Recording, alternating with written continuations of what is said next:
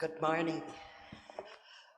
I'm Reverend Judy Anderson, and it is my privilege and my joy to say welcome to the Center for Spiritual Living Red Deer and to our celebration of life and love.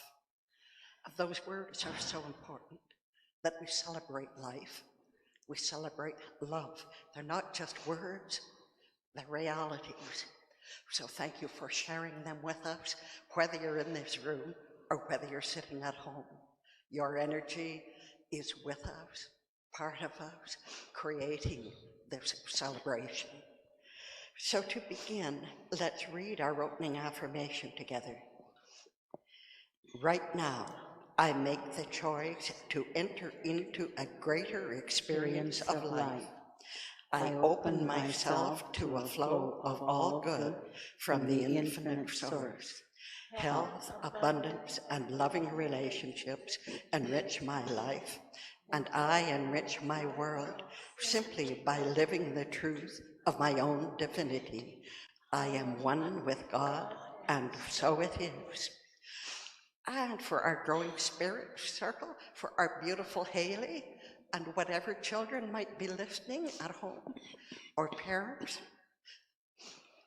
No, Haley's having a day when she doesn't want to be front and center, and we honor that. So our word for the day, but I will talk to you, Haley. Our word for today is compassion. Do you know what that means? Okay, well, we'll talk about it. Compassion is a lot like love. It's understanding and caring about someone who's in trouble. It's understanding and caring about someone who's feeling not quite as good as usual today. It's if that's someone who is in trouble or is hurting, or maybe somebody who's made a mistake. It's forgiving someone even if they hurt you, even if they made you feel bad. It's forgiving them because forgiving them makes you feel good. It makes you feel light and like running and jumping. And that person is important, even if you feel they've hurt you in some way. That person is still full of God, just the way you are. So being compassionate and wanting to help them to come to a better place, that's an important part of your life. It's an important part of every kid's life. There's nothing like a child, especially a hug from a child, to make you feel better if you're down. So our affirmation is, I am kind and forgiving because everyone matters to me. Can you say that with me, please? I am kind and forgiving because everyone matters to me. And will you join me now for an opening spiritual mind treatment? Right here and right now, I declare, this is what I know. There is a presence for good in the universe. It is trusted and tried and true. It is dependable. I speak my word into it. I feel my intentions into it, and it responds. It responds to my declaration by bringing me that which I declare, whether it is prosperity or loving relationships or health and well-being. I speak my word, and it is done unto me as I truly believe. I give loving thanks, knowing that this power is within each one of us to create our own experience, to bless our world into being. With loving thanks, I release these words, knowing it is truly done, and so it is. And so it is. Now I have the pleasure, and it is always such a pleasure, to introduce today's speaker, Reverend Valentine Owen. And you know, over the past years of working together, I have developed such a love and such a respect, such an affection for Reverend Valentine Owen. And she is a master on the topic of forgiveness. And that's what she's going to talk to us about today. Our October theme, last month it was reaching higher. This month it's going further. And Reverend Valentine is going to talk about the healing power of forgiveness. So please welcome Reverend Valentine Owen.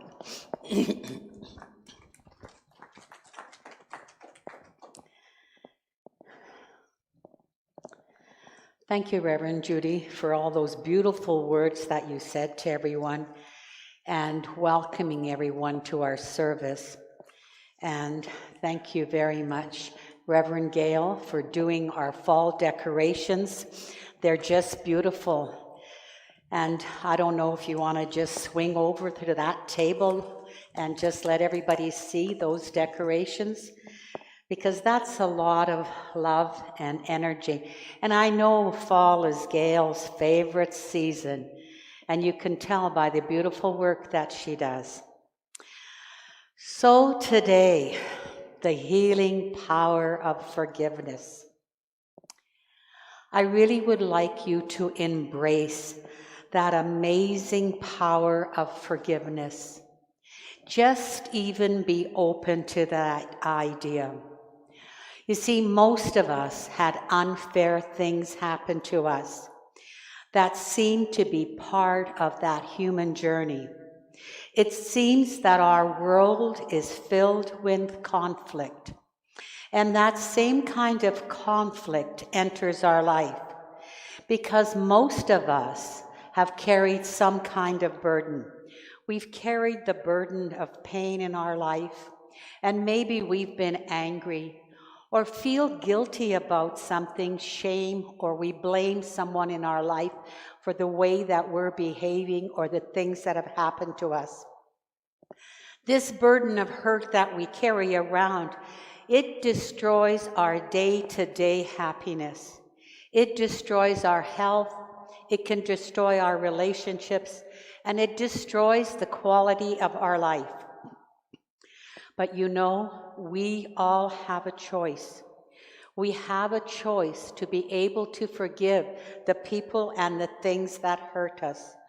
Whether it was our parents, our friends, our spouse, or even our children, somewhere along this journey that we call life, all of us have either been hurt or we've hurt someone else. But the mistake that most of us make is often we hold on to those hurt feelings. We let that bitterness, that anger, we think that when we stay angry and bitter at the things that have happened to us, we're getting back at the people who hurt us. But you know, we're not.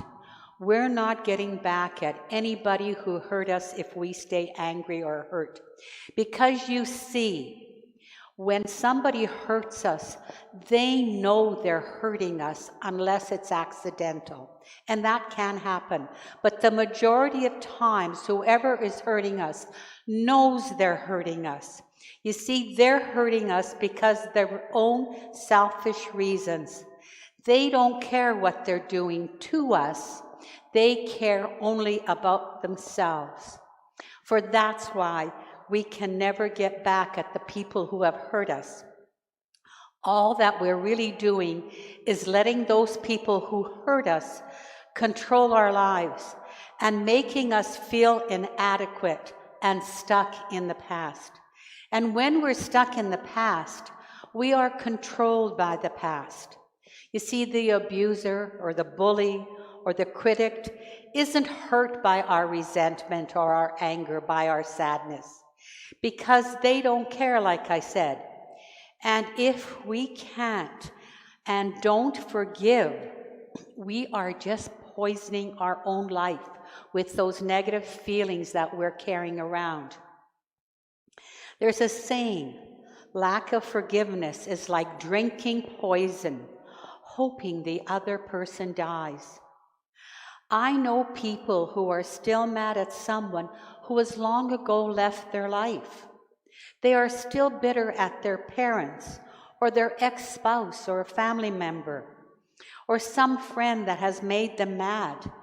Some people are even mad at God.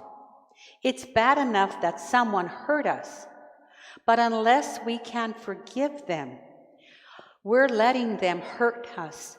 We're letting that past hurt us over and over again. Holding on to that hurt will never correct the problem. It isn't going to make you feel any better. In fact, it makes us feel worse. The most miserable people in life are bitter, angry people that refuse to forgive. Your past is past. It can't hurt you unless you hold on to that past and keep reliving it over and over again in your mind. You see, we bring the past into our present day thinking. That's what keeps hurting us. And if we do this, we're allowing the people from the past to continue hurting us in the present. Many of us live with that constant echo in our mind that says it should have been different. I didn't deserve this. You see, we feel the people in our life have failed us in some way, or that we may even have failed. And so we go on that journey of holding those grudges. But the point is, we need to let go of some of those grudges. That's how we begin this journey of forgiveness. See, forgiveness does not shy away from the hard realities of pain. Instead, we embrace the pain and we grow from it. To forgive means to be honest about the pain, either the pain that we have caused someone or the pain that was caused to us.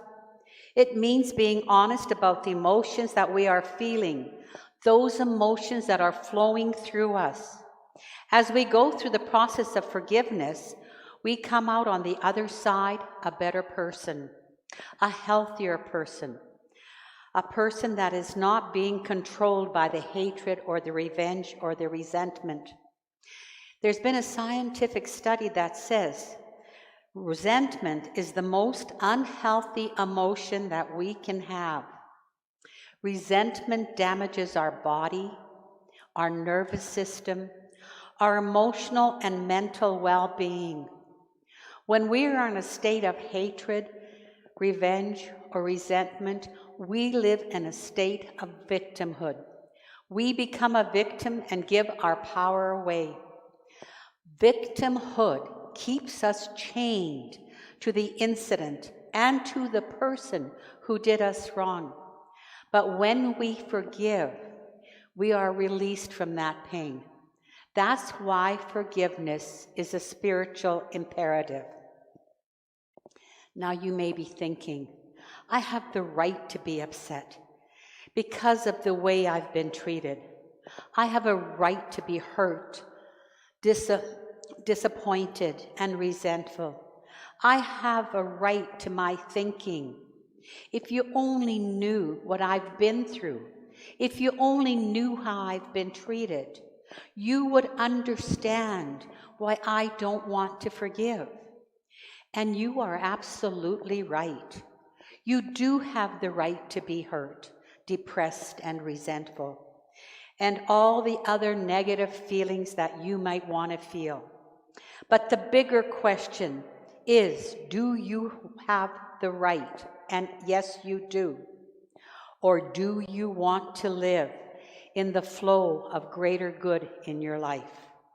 Do you want to have a healthier life, a more loving and more abundant life? Which is it? Because you see, you can't have both. Just like you can't travel north or south at the same time. You have to pick one direction. Either you choose forgiveness or unforgiveness. There's an old native story about this young brave that comes to his grandfather, and he says, you know, I have 2 dogs that are always fighting in my mind. There's this one dog, it's wise and kind, and there's this other dog that's mean and rude and ugly, and I'm never sure which dog is going to win. And the grandfather says, the dog that'll win is the dog that you feed. So what are you feeding in your own mind? Are you feeding the reasons for not forgiving, or are you feeding the reasons to forgive? If we choose the road forgiveness, we are required to leave blame behind. Letting go of blame means we're willing to take responsibility for our reaction to what happened. Remember, responsibility or blame is very different. When we take responsibility, not for the event, but how we react to the event in our life, we can grow from that and move on.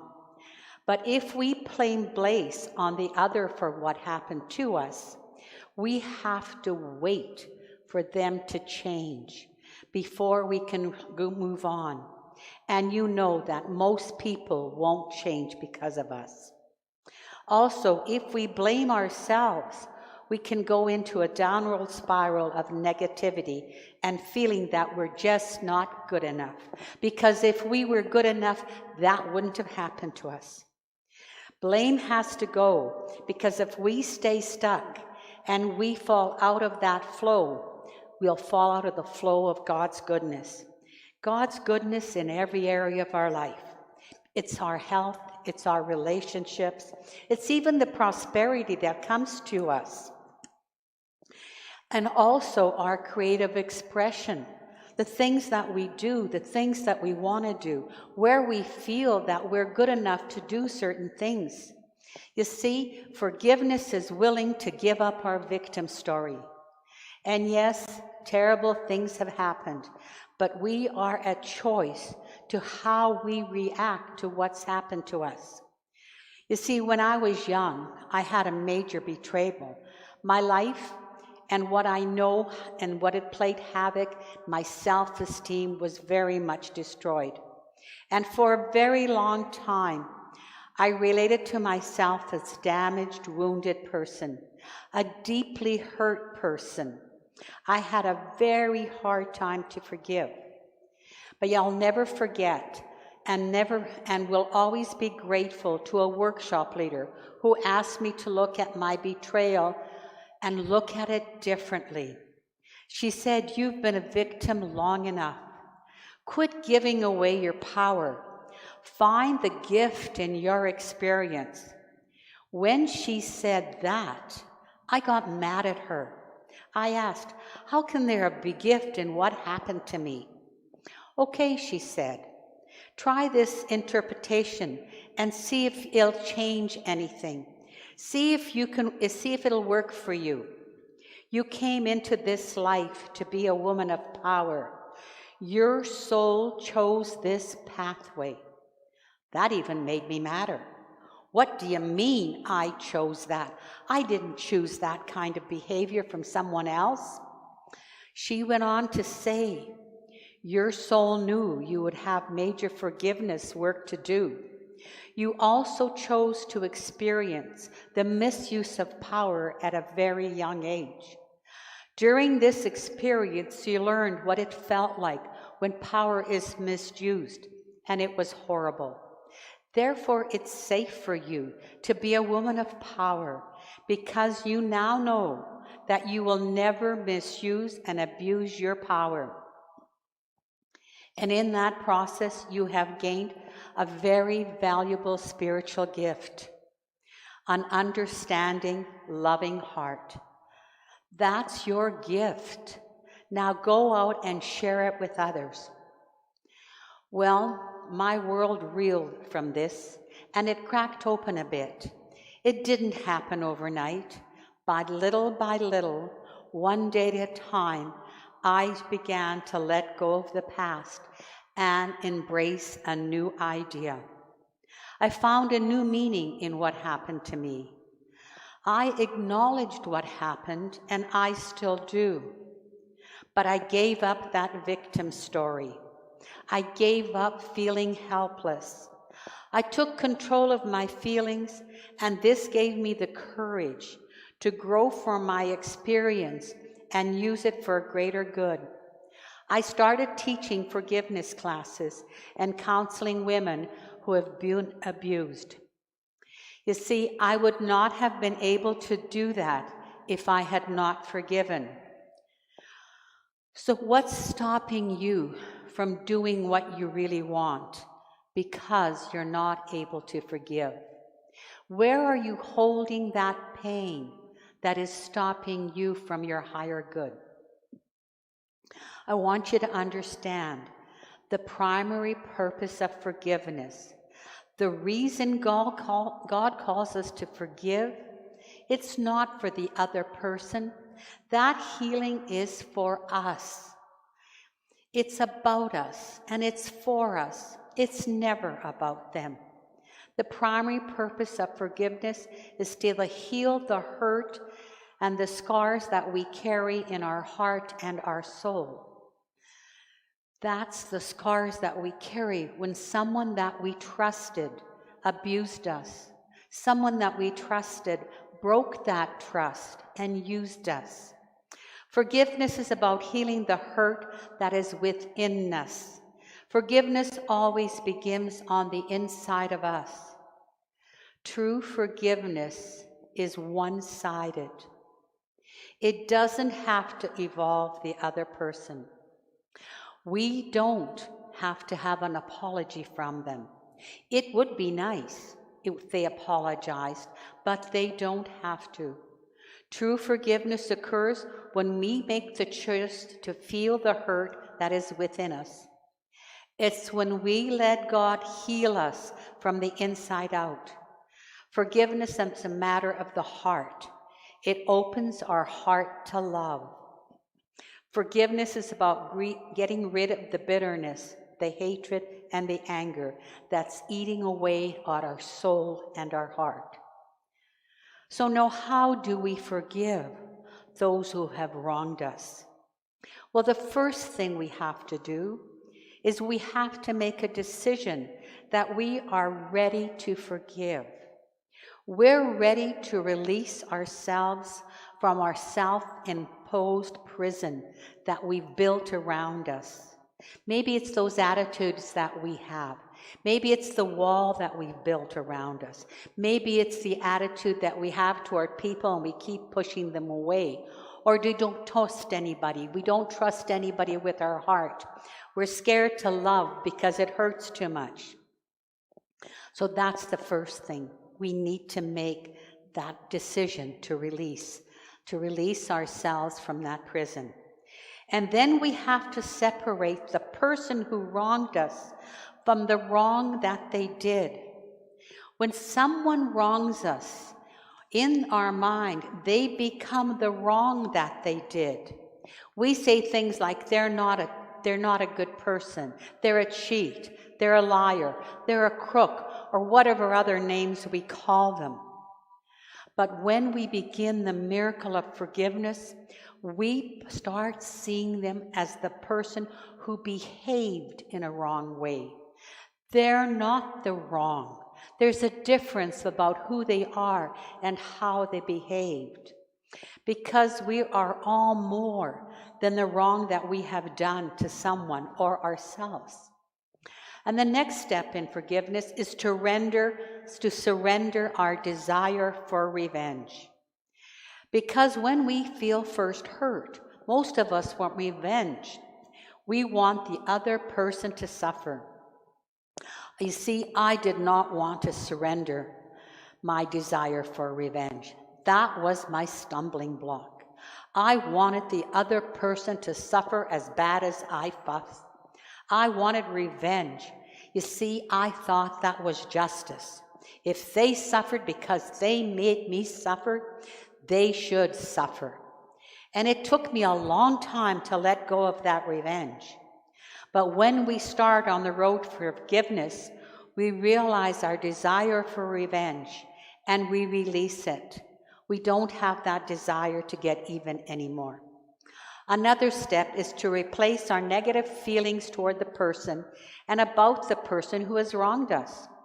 We no longer hate them for what they did, and we do not have to excuse their wrong.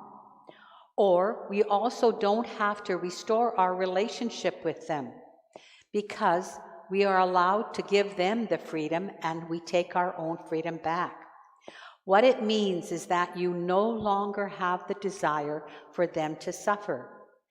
So therefore, our highest level of forgiveness is when we can see the gift in the experience, when we can send love and blessings to our trespasser, or for our own trespasses.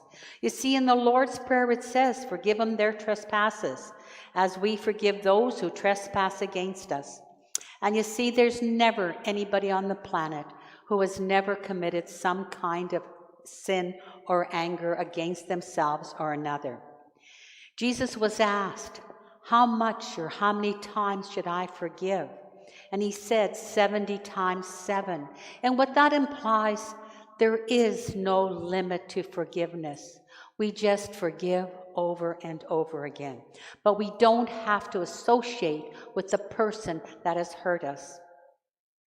See, at this level, coming from a place of love is more important than being right. This is the place where we can experience God's great good in our life. Give up our victim mindset, reframe it, and take back our power. And that allows us to expand our ability to love.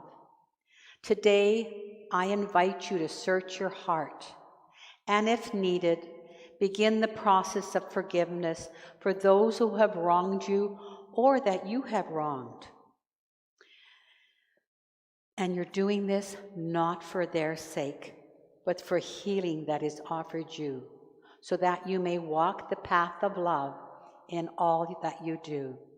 So if you choose, would you like to close your eyes and go to a place, feel your emotions right now?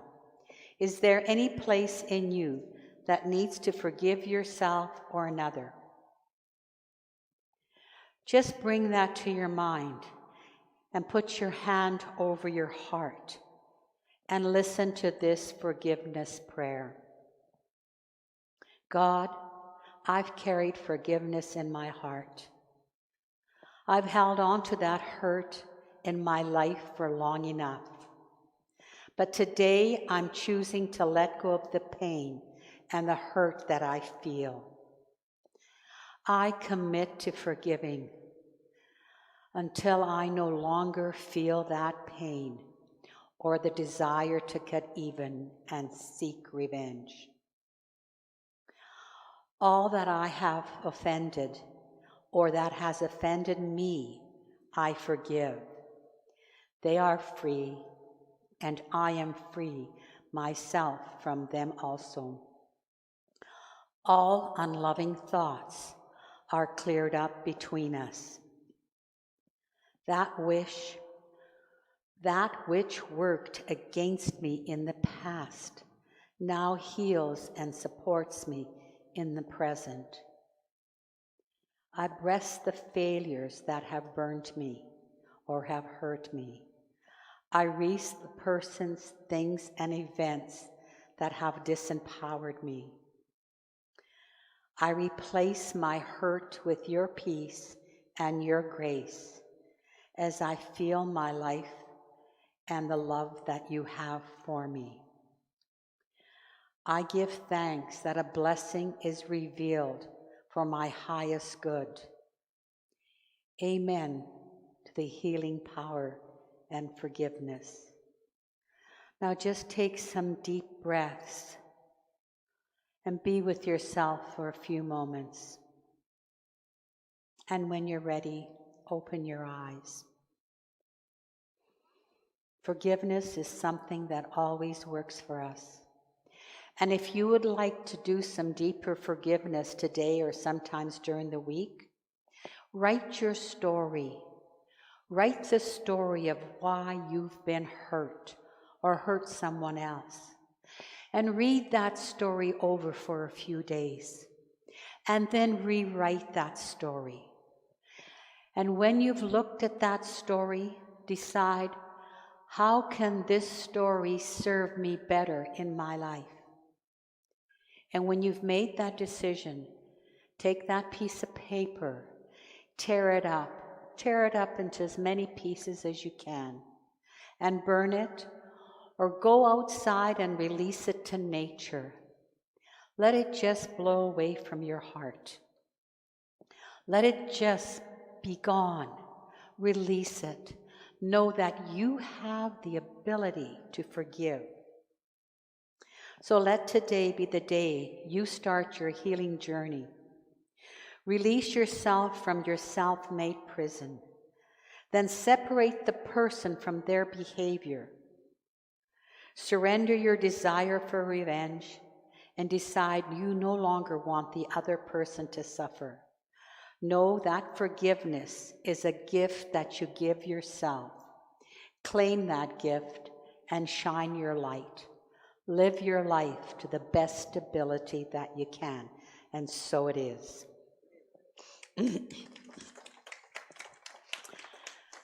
So thank you for being here. And now, Reverend Tress, it's your turn.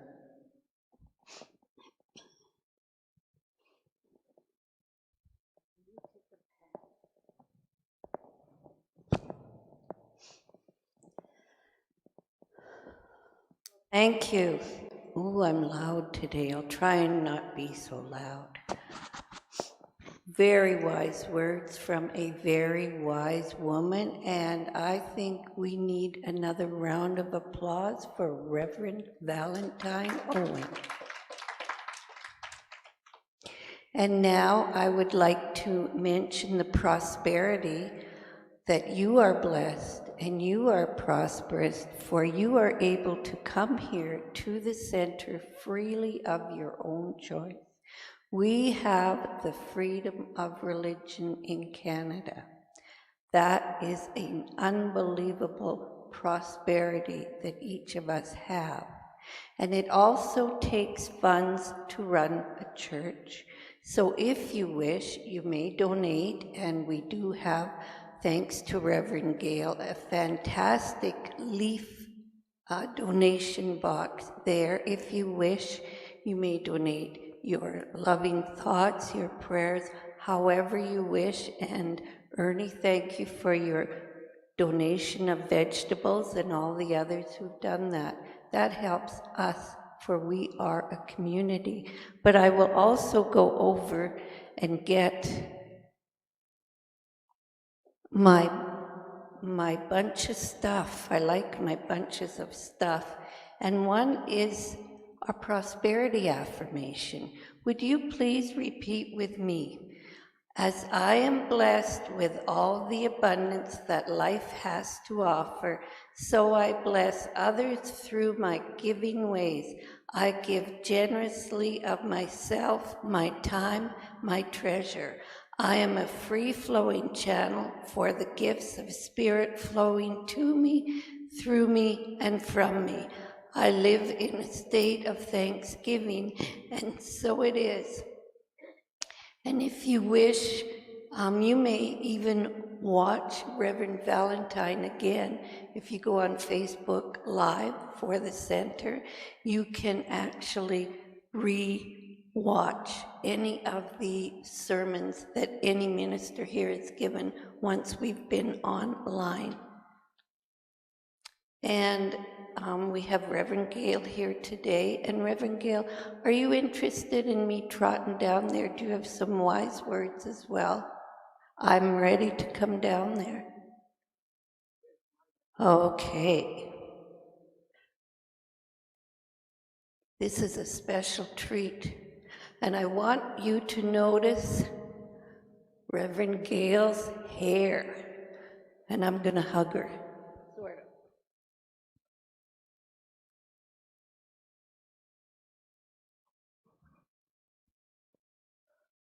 Reverend Tress is such a pal of mine. She likes to touch my purple hair. So I just wish each and every one, I want you, every one of you to have a prosperous new year and a continuous prosperity. I know that prosperity comes through blessings of who we are and how we take care of our lives through the power of God.